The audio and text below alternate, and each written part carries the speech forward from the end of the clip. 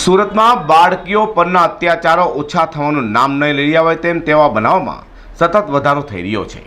ત્યારે પાંડેસરા વિસ્તારમાં થોડા દિવસો અગાઉ 3 બાળકીઓ સાથે એક આધેડે અડપલા કર્યા હતા।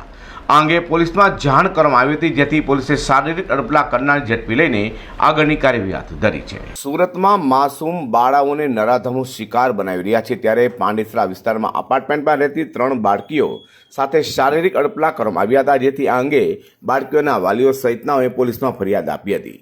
તો બનાવ લઈને પાંડેસરા પોલીસે પણ ત્વરિત તપાસ હાથ ધરી 3 માસૂમ બાળાઓને શારીરિક અડપલા કરનાર નરાધમ વિજય ભગવાન ઇંગળોને ઝડપી પાડ્યો હતો। વિજય ઇંગળે બાળકીઓને ગાલના વાગે કેસ કરી હતી।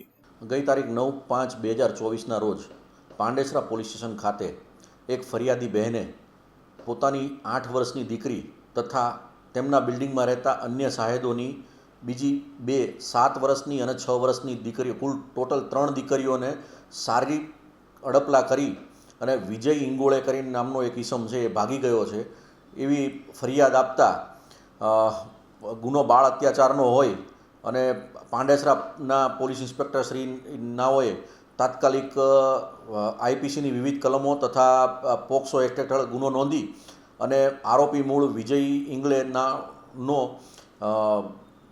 મહારાષ્ટ્રના અકોલાનો વતની હોય તાત્કાલિક એક ટીમ મહારાષ્ટ્ર રવાના કરેલી અને બીજી 3-4 ટીમો જે લોકલ પાંડેસરાના વિસ્તારો છે તેમાં આરોપીની તપાસ કરવામાં આવેલી।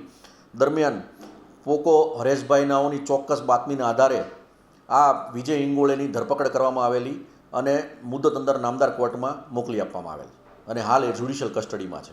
વધુમાં નરાધમ વિજય ઇંગળે બિલ્ડિંગમાં રહેતી 3 બાળકીઓને અડપલા પણ કર્યા હતા। આ અંગે સ્થાનિકોએ પોલીસમાં અરજી આપી હતી, સાથે જ આકરા પગલાં લેવાની માંગ કરાઈ છે। તેથી પોલીસે ગુનો નોંધી આરોપીની ધરપકડ કરી વધુ તપાસ શરૂ કરી છે। જોકે સમગ્ર મામલે આરોપીએ લૂલો બચાવ કર્યો હોવાનું સામે આવ્યું છે। અઝર કુરેશી સાથે પ્રકાશવાળા,